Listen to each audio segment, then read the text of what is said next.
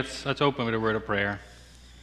Heavenly Father, thank you so much, Lord, for the privilege to be here this morning and to be able to share with our brothers and sisters. And I want to ask you, Lord, as we talk about evidences and how you use the truth to change lives, that you will have the message resonate and get solid in the hearts of the people and the minds of the people, that it will encourage everybody here and better equip them to share with others, and that it all may be bringing glory to your holy name. Amen. Before I start talking too much, I always give a warning about myself. As Pastor Eric said, we are from the Netherlands, and we moved over about 15 years ago. That still means that English is my second language, and I'm trying to do my best, but still, sometimes I might say things you've never heard before. That's not because you never heard it before, you just never heard it pronounced like that before. So just be forewarned and be a little creative if I say something odd. I also like to say that both for Koba and myself, this is a wonderful privilege to be here this morning. We're very encouraged to find out that you actually do these Apologetics series every year. I really like to commend you for that. That is a wonderful thing. You know, what makes Christianity absolutely unique, and I'll talk about it a little more, but if you compare Christianity to all of the world's religions, it's the only religion that is true.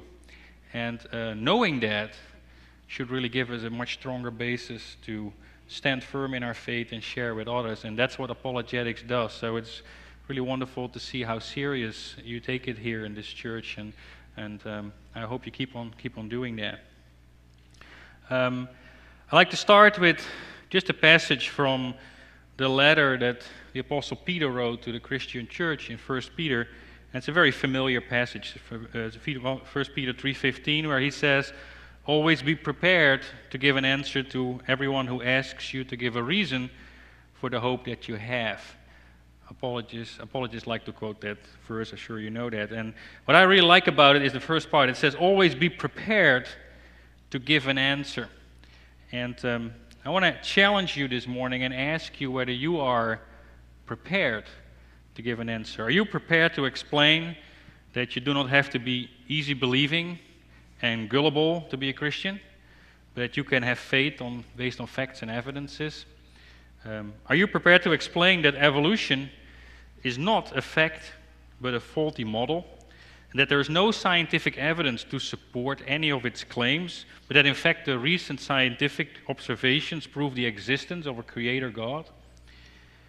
And are you prepared to defend the claim that the Bible is historically accurate and reliable and God's inspired word, and not just a collection of myths and legends like the stories of King Arthur and the Round Table?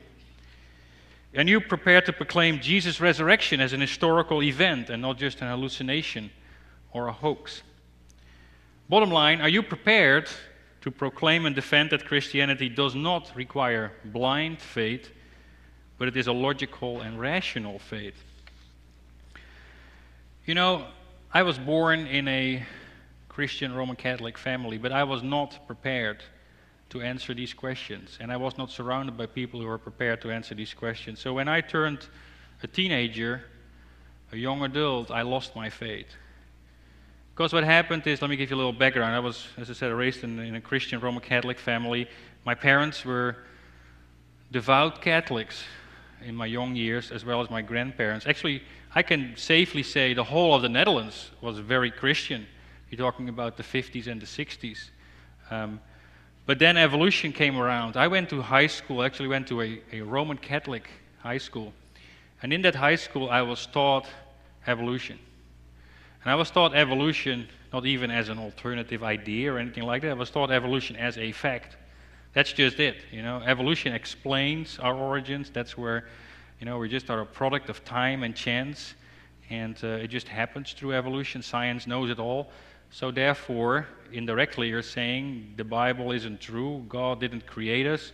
If the Bible isn't true, the first chapters aren't true, then the rest is questionable. And what happened to me happened to just about a whole generation in the Netherlands. We lost our faith.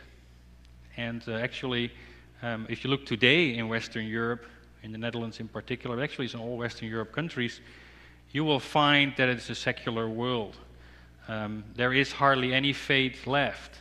A recent poll in the Netherlands showed that about 55% of Dutch people proclaim to be atheists.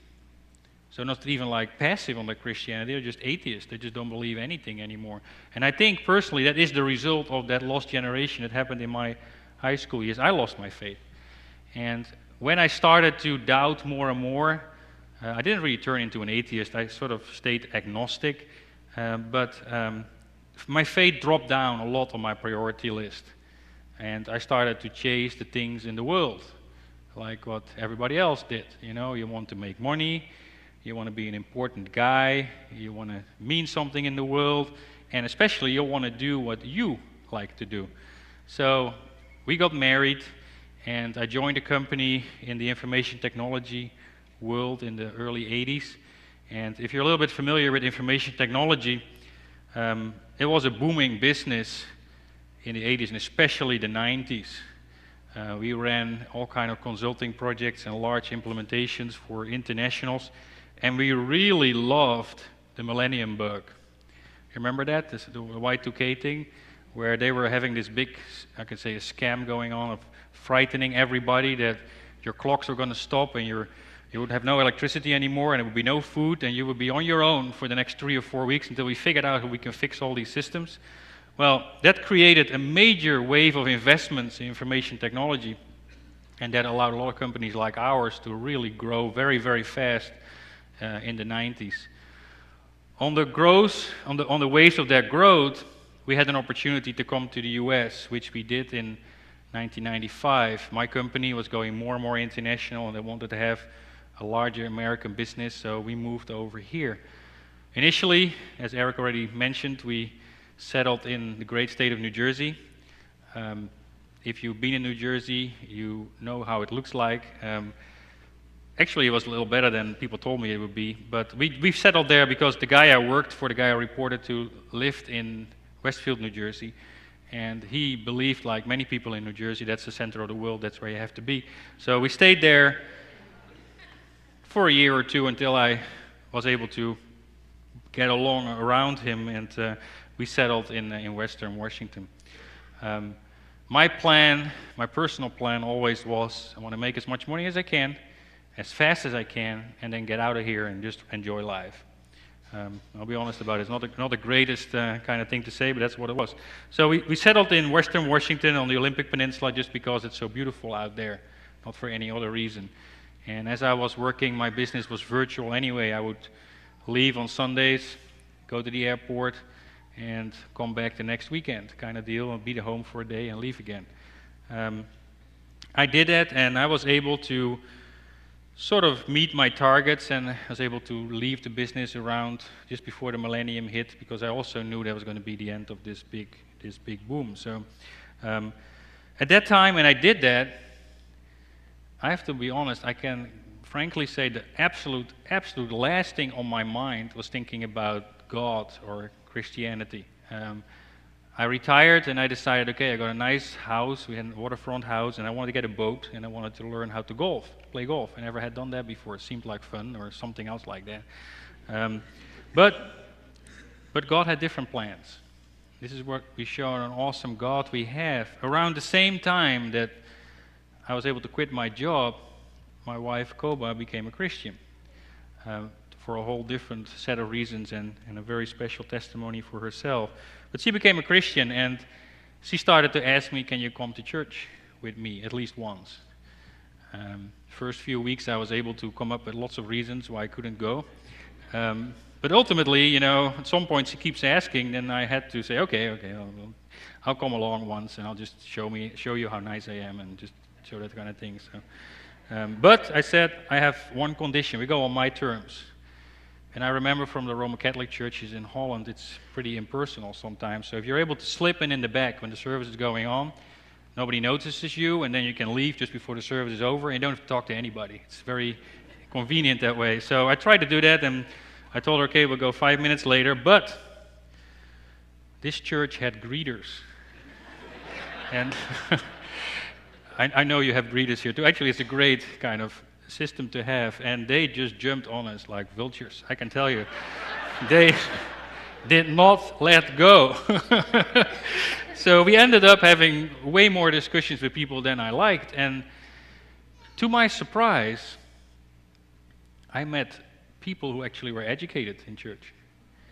You know, this sounds silly, but as a non-Christian, I can tell you the non-Christians, many of them believe really that the church is full with, you know, non-educated, easy-believing people. So when I started to meet some people through talking to them, I was amazed about the kind of people they were. They actually were educated people. They knew what they were going to church for, and I just was very intrigued by that. And that sort of sparked this interest, and I wanted to know more. Started to wonder, like, okay, suppose this is true. Suppose it is true. It's worth investigating, because it would be quite amazing. It sounds too good to be true, but perhaps it is true. So, as I was at that time at a point of life that I really didn't have any plans yet, I didn't buy my boat yet, and I had to start golf lessons. So I said, okay, I'll start doing some research. And I thought about myself, I'm a smart guy, and I'll just read a few books and get that behind me and move on. So I started to read a few books, and the first thing I wanted to research is, how do I know whether God really exists?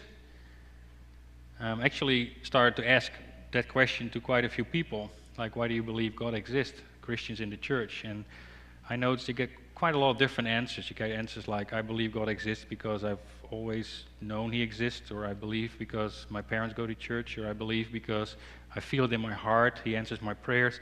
All those kind of answers, which are not bad answers. Actually, I understand these answers now as a Christian because God does answer my prayers, and I feel it in my heart that He lives. But as a non-Christian, you think to yourself like, yeah, right, I mean, that's for Him, that's great, but it doesn't work for me. If you want to find evidence for God's existence from a more scientific approach, you end up with the question of origins. You can find God, you can prove the existence of God if you can prove that He created us. And the nice thing about origins is that there are really only two alternative views on it. There's really two possible explanations. Either God created us, or we're here by chance and time through evolution. It's only those two. There's not really any other alternative. So I started to read a little bit about, okay, what evidence is really there that we are here by chance? And I remember the very first thing I looked into was the subject of aliens. I'm not talking about your neighbor or anybody you know. I'm talking about extraterrestrials. It always interested me. I'm from the Star Trek generation, you know. I really love Star Trek. I still like it. Star Wars, that kind of stuff. So, as an evolutionist, if you're an evolutionist, you have to believe in extraterrestrial life. It's completely logical. Why? Well, you know, there are 10 billion trillion other planets out there in the universe. 10 billion trillion, a 10 with 22 zeros. That's just a trillion planets for everybody who ever lived on Earth.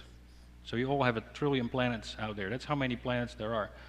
And if evolution is true, if evolution explains our existence, then obviously on all these other planets the same should have happened as here on Earth. So there should be all kind of other extraterrestrial life forms out there. So I started to study that, and I remember one of the very first books I read was written by Hugh Ross, and I know he's spoke here before.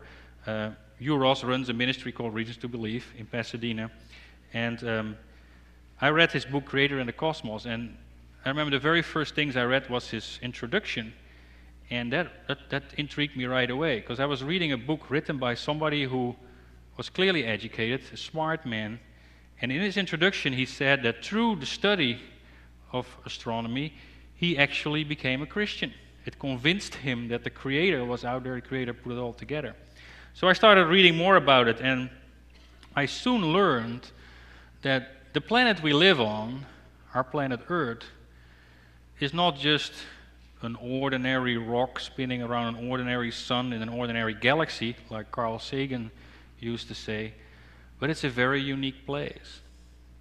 Because if you do a little research, and there's actually a science now, it's called Astrobiology, it's a branch of astronomy and biology combined, that studies whether extraterrestrial life exists.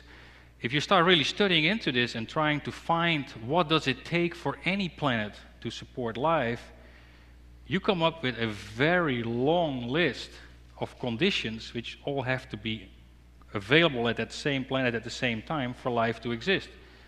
And it's not just a matter of having liquid water and having the right distance to a sun. There is over 100 different factors which just have to be there, and some of these are quite amazing. For instance, you have to be part of a solar system, like Earth is part of a solar system, where you not only have the right distance to your sun, but you also want to have some large planets, at least one big one, further away from the sun to protect you. Because we don't get hit by asteroids and comets all the time, for the very simple reason that there is a very big planet, Saturn and Uranus, and some of these guys are actually quite big. They're very heavy, they have a very strong gravitational force, so all the debris that comes into our solar system runs into these big planets all the time. If they weren't there, it would hit us, and obviously that would wipe out life. And there's this huge list of these factors. You know, the tilt of the axis of the Earth, which gives us the seasons, volcanic activity, seismic activity, the presence of enough water, the other kind of elements you need, the atmosphere, which is unique. You need to have such a planet that it will keep the atmosphere with the right gases in there, but let the rest of the gases you don't need go. The list is very, very long. You have to be at the right location in our galaxy, like in the Milky Way galaxy. Scientists now basically agree that Earth is probably on the very, very few spots in the galaxy where life is possible. So if you look at all these conditions that have to be there at the same planet at the same time for life to be possible, then even though there are so many planets out there, you really end up with only one conclusion, that Earth is a very rare place, as most evolutionists now admit to, a rare planet, or even a privileged planet, or even an absolute unique planet. And I think it's more in the unique area. That's why we've never found extraterrestrial life yet, because it just doesn't exist. It just doesn't fit with these conditions. So that conclusion really opened up a whole new world for me. You have to understand that, you know, if you're raised in evolution your whole life, as so many people are, even today here in America, you're so almost focused, you don't even want to think about anything else. Is to start shaking like we did with finding this privileged planet situation, it really opened a whole new area. And I started to look into what does it take for life to start coming about? You know, if you probably heard in school as well, when you go to school they'll tell you like, well, after Earth was formed like 4.6 billion years ago, then the first life forms appeared about 3.7 billion years ago, and they were simple life forms. And actually they're called simple life forms on purpose because simple suggests it's simple. That's an oxymoron. Simple life forms are incredibly complex. The simplest life forms is like a one-cell kind of bacteria or an algae, which supposedly came into existence 3.7 billion years ago. It's an extremely complex organism. And over the last decades, with the advance of technology, we learn more about how complex it really is. You know, the simplest living cell is more complicated than anything mankind has ever dreamed of. There are things happening in there which are beyond still our understanding partly. We can watch it happening now, we still don't really get it. There's obviously DNA, and you've heard of DNA. And DNA is sort of the blueprint, and the DNA contains the information in the cell, but that's not it. There's also all kind of molecular machines like running around in this cell doing all the work. It's like when you build a house.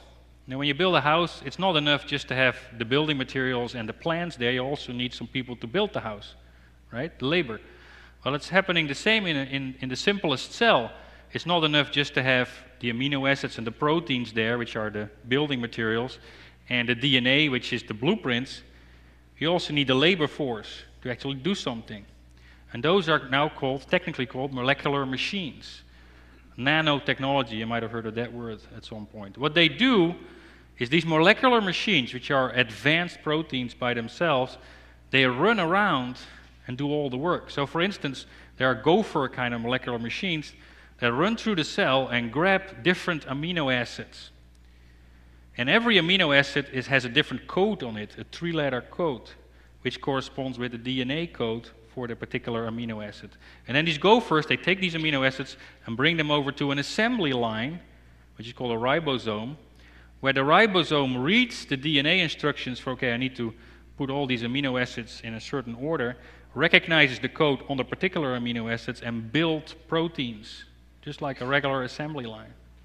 And then there are other of these kind of machines that actually take leftover proteins and bring them to a chop saw, and it cuts them off in pieces again so they can be reused. And there's lots of these things going on which are just amazing. You know, just think about it for a moment. You have in your body about 50 trillion cells. The human body has on the average about 50 trillion cells. In every cell in your body, these molecular machines are running around continuously reproducing those cells.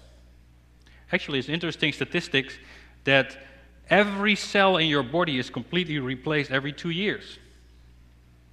Which, by the way, is a great legal argument. If you're a lawyer, you have to listen right now. This is a great argument. If somebody ever gets accused of having done something more than 2 years ago, it wasn't me. Because everything has been replaced. I'm a new guy every 2 years. But it's just amazing. You know, how could that happen by chance?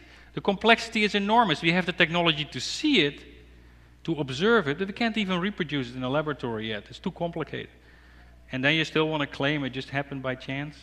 You know, just one more statistic, like every cell in your body has 3 billion instructions, DNA instructions, DNA letters, like a book written in an alphabet. It's called the DNA, it's a 4-letter alphabet. 3 billion letters. There's about 3,000 letters on a page of a book. So that's 1 million pages of information in every cell of your body. If you take your 50 trillion cells, and you take all that DNA and you pile it up on a pile of paper, the pile of paper is so high that it will be covering a distance of 1,500 times the distance between Earth and Pluto. That you carry that around in your body. If that doesn't show a creator, you know, I don't know. It just blew me away, and there is just no scientific explanations for it. I mean, the origin of life scientists are just struggling trying to find explanations which they can't find. The origin of life problem, how did first life start, is generally considered one of the biggest challenges in modern day science. It's such a challenge that they're just basically at a dead end. It's such a challenge that serious evolutionists consider crazy alternatives to explain it. If you have seen the movie Expelled by chance, Ben Stein has an interview with Richard Dawkins. Probably heard the name Richard Dawkins. He is this very outspoken atheist, and he likes to make fun of creationists quite a lot. So Ben Stein is having this interview with Dawkins, and he asks Dawkins, like, how did first life start? And Dawkins is struggling because he has no answer, because we really don't know. So he says, well, he believes that first life might have started on another planet, not Earth, because we can't explain it, and then came to Earth on a comet or some debris on the universe or whatever it was, and landed here and then started spreading out. This theory is technically called Panspermia Theory. It's a seeding theory. And there are quite a few scientists who actually believe that. But think about it, that's total nonsense. What does that explain if life started on another planet instead of on Earth? How did it start on the other planet? It's the same conditions, it doesn't make any difference. It is really totally stupid, and that's what they try to tell you. I shouldn't have used that word, sorry. It's unscientific. Anyway, after reading that information, and I did quite a lot more studies, obviously, I decided, you know, evolution just doesn't make any sense. You know, one more remark about it. I also noticed that the evidence is used to prove evolution, they're the same as in the textbooks I looked at 40 years ago in high school. Nothing has changed. And they're the same faulty and incomplete evidences. Anyway, basically I concluded, you know, evolution cannot be true. Therefore, God has to be the creator of all. And if God exists, then it will also be logical he wants to talk to us. So the next subject I wanted to look at is, okay, is the Bible then God's Word? The Bible is an amazing book. You know, if you're a Christian your whole life, you probably take it for granted a little too much. There's no such book as the Bible anywhere else. You know, just think about some of the statistics. It's a collection of 66 different books written by at least 40 different people who wrote it over a period of 1,500 years in 3 different languages. They were located on 3 different continents. They had all kinds of different backgrounds, and most of them didn't know each other. But if you read it, it's one book, right? It gives a very consistent story about God. It doesn't contradict itself. It's very consistent, and it talks about God's plan of redemption for His creation, mankind. And it all fits together. You know, the Old Testament sacrificial system of the animals, where blood has to flow to pay for the sins, fits perfectly with the role Jesus Christ plays. And He meets the same criteria as the animal sacrificed in the Old Testament, and it's just one account. Now, there's a lot to be said about the Bible. You know, we can look at the Dead Sea Scrolls that basically prove to us that the texts of the Old Testament have been very, very well preserved over the ages. It hasn't been changed during the copying process. We've got for the New Testament a vast amount of manuscripts, almost 25,000 manuscripts, old manuscripts with Greek and other language texts of the New Testament, which show that the text has been quite well preserved. In the correspondence of the early church, the generations right after the apostles also wrote letters, just like Peter and Paul and the apostles did. And in these letters, which are not scripture, they're not inspired, but they quote also from the New Testament. And if you just take those quotations, there's like 86,000 of those quotations. You can almost just put a whole Bible together just based on these quotations. Archaeology has again and again shown confirmations of biblical accounts, locations of cities, the way they were destroyed and when they were destroyed, like Sodom and Gomorrah or Jericho. Customs that are described in the time of Abraham are confirmed by other documents from the same time describing these same kind of customs as being the way people would live those days. For the New Testament, there is scores of discoveries confirming locations of places, the names of rulers, titles of rulers, wars, you name it, it's all there. It's a massive amount of confirmation. But what really opened a whole new light for me on the Bible after reading through all that stuff is when I started to realize that in the Gospels really have 4 eyewitness accounts to Jesus. It's actually quite remarkable how the Lord has designed it. He's given us 4 different perspectives on Jesus during His life, His ministry, His death and resurrection. And each of the 4 writers writes from his own memory, from his own recollection, and writing for their own audience too. You probably heard like Matthew is mostly writing for a Jewish kind of audience, so he has a lot of Jewish references in there. Mark more for a Roman kind of side. Luke as a Gentile, more for the Greek side. And then we have John the Apostle writing more for the Christians. So you get 4 different perspectives on Jesus. And I found it a really rewarding exercise to look into what kind of evidences can I find in these Gospels that they're also writing honestly, truthfully, that they're writing with integrity. And I did a little research there, and this is useful also if you're a parent and you have children, you want to try to figure out whether they're telling you the truth. There's actually a few criteria you can apply to figure out whether somebody's telling you the truth or not. And the most important one is what is called irrelevant detail. And this works like this. If somebody is making up a story and he's trying to tell you this story, then he will stick to the story he has invented, and he will leave out everything that has nothing to do with the storyline. He's not going to add extra details in there which have the risk of being in contradiction with other things you know or what he's talking about. So he keeps it very basic. But on the other hand, if somebody is telling you about an event that happened, then depending on the person, there can be more or less detail in there which is really not relevant to the story. Just look how he remembered it.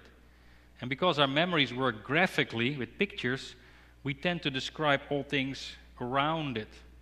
And I always mention my mom as an example. My mom always remembered what everybody was wearing at a certain occasion. So she would describe all the wardrobes of everybody and the dresses and outfits and whatever, which really wasn't relevant for what she was trying to tell, but that's just how her memory works. So if you do that exercise, you look at the Gospels, it's actually really cool to see that the four Gospels show these kind of characteristics. And because they all describe similar periods in Jesus' life, they have overlap in terms of the main events. I mean, they all talk about miracles, they all talk about Jesus' teachings, they obviously all talk about the crucifixion, the trials, the resurrection. You can compare them. And if you compare those Gospels, looking at this irrelevant detail, I noticed that they're all talking a fairly unique story. For instance, one of my favorite accounts in the Bible is the feeding of the 5,000. I think that's a remarkable miracle. I think from an apologetics perspective, it's, apart from the resurrection, almost the most important miracle Jesus did. Why? Well, because it's a nature miracle. Jesus did something which defies the laws of nature. And there were so many witnesses, 5,000 men, plus women and children. So it's not something that happened somewhere in the backyard. It just happened in the open. If you take the story of the feeding of the 5,000, which is also described in all four Gospels, and you start comparing these texts, you see all these little differences show up, which show unique recollection. You know, for instance, I did a little analysis. I'll sort of go over it real quick for you. So all four Gospels mention that Jesus taught the people at a remote place. But only the Gospel of Luke mentioned that it's near the town of Bethsaida. And only John tells us that it's on a mountainside of the Sea of Galilee. Only John mentions that it's almost a Jewish Passover, so only John mentions that particular detail about timing. All the Gospels describe how it's getting late. Jesus has been teaching a long time and people are getting hungry. But only Mark and John describe a discussion between Jesus and the disciples about that it takes at least 8 months of wages to feed all the people. And only John mentions the Apostle Philip by name as the person who brings up the 8 months of wages. All Gospels mention that there are 5 loaves and 2 fish, but only John adds the detail that the 5 loaves and the 2 fish actually come from a boy, and that the loaves of bread are barley loaves. All Gospels describe how the people are to sit down, to be fed, but only Mark and Luke mention that it is to be in groups of 50s and 100s. Then all Gospels tell us that Jesus gives thanks, breaks the bread, have it distributed, and then later they collect 12 baskets of bread. So they all describe that. And then lastly, all Gospels mention that there were 5,000 men, but only Matthew adds that there were also obviously women and children.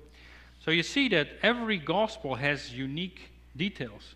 And I really like to challenge some of these scholars who claim like, well, you know, synoptic theory. You might have heard that term. You went through a lot of apologetics, so I guess you heard that term, which basically means the first 3 Gospels are similar, and Mark was the first one, and then the other 2 sort of had Mark in front of them when they were writing their Gospels.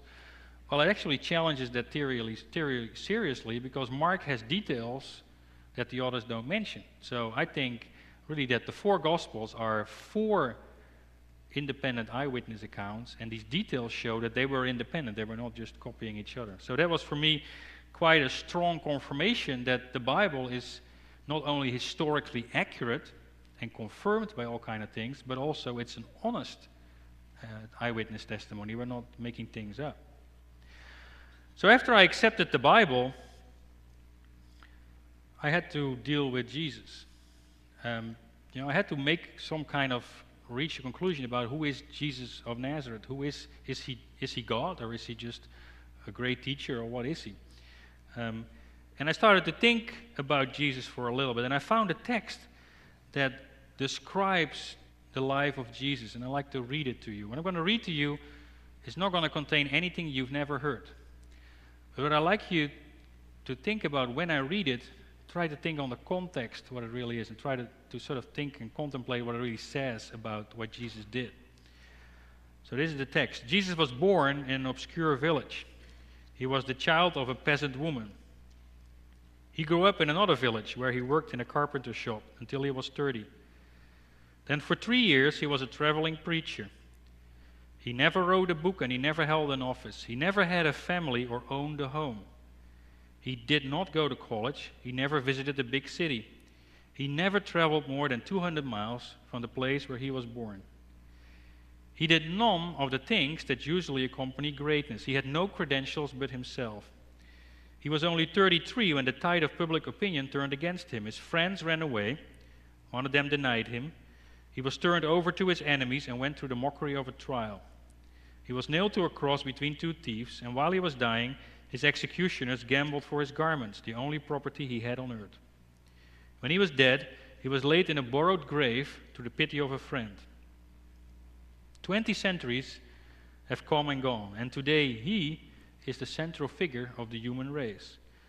All the armies that ever marched, all the navies that ever sailed, all the parliaments that ever sat, and all the kings that ever reigned put together have not affected the life of man on this earth as much as this one solitary life. You know, think about that for a moment. When I talk to youth groups, I usually ask them the question, who are the great men of history? And you get the answers like Napoleon, Alexander the Great, Julius Caesar, George Washington. Sometimes a brave soul says George Bush. I don't know, Mr. Obama, I don't know. But you get these kind of answers. And the interesting thing about it, all the great men of history, all the great men that shaped the human race, share in common that they did that because they had power, worldly power. You know, for instance, they were worldly leaders or statesmen, and Jesus was not. They had a lot of power. Jesus had no power, worldly power. They had considerable wealth. Jesus had no possessions. They had lots of people working for them. Jesus didn't. He had like a motley crew of 12 disciples. They all died as important people. Jesus didn't. But today they're all still dead, and Jesus is alive. You know, they died as important people. Jesus didn't. If you think about that, Jesus died on a cross. He was crucified. That was about the lowest way you could die, the most insignificant way you could die. It was a horrendous way to die, but it was also a shameful way to die. The people that were crucified were the lowest level of society, the criminals, the people you want to forget about. And actually that was the plan of the religious establishment. I mean, they wanted to get Jesus killed to get rid of this nuisance. And in worldly terms, hey, they succeeded, didn't they? They got it exactly done as they wanted. As it, by the way, has happened again and again in history. That always happens. When a regime wants to get rid of somebody who is a nuisance, they kill him or they deport him somewhere. And their plan worked. Because what happened? All the disciples, what did they do? When the crucifixion happened, they ran away. They weren't thinking about starting a new religion. They were worried about saving their own skin. You know, they were laying low, probably getting ready to go back to Galilee and go back fishing again and just waiting for this to be over. They were in no way inspired to do anything. But then something happened. You know, we can talk long about the evidences for the resurrection, and I could build a strong case for that. You probably heard that, but bottom line is that something happened, which can only be the resurrection, that turns everything around. Everything. The impossible happens. The thing that nobody ever anticipated happens. Suddenly, a few days later, these same guys that were scared to death and were hiding step out of their hiding places and start proclaiming that this same man that they just have crucified has resurrected from the grave and is God. And they are so successful that they change the world. You know, you have to imagine that. They're so successful, they overturned the Roman Empire, basically. You know, the Roman Empire is gone. We still have Christianity right now. 1/3 of the world population is Christian. And how can you explain it in any other possible way than it is what they proclaimed it to be the truth? The resurrection happened, and Jesus was God, is God, and He is the source of everything we know.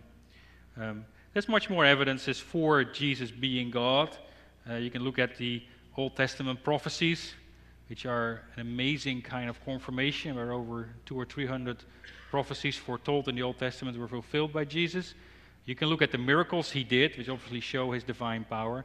And then on top you have the resurrection. You have a really strong case. And it was such a strong case that when I went through that material, I was cornered. You know, if you know me a little bit, and My wife obviously was watching this with interest and anxiety. After about 6 months of reading and studying, I was sitting there and thinking to myself, how can I fool myself much longer? I cannot deny the truth. I've been in business for a long part of my life, and I know that you can fool people fairly easily. It's not that hard to spin things around and sell all kind of things really aren't that great and just make things up and whatever. But there's one person you can't fool, and that's yourself. So I was sitting there with my evidences and my conclusions, and I couldn't really find much against Christianity, and everything I had found confirmed it, and some quite dramatic confirmation. So I was struggling with the question. This took me almost the longest, is what do I do now?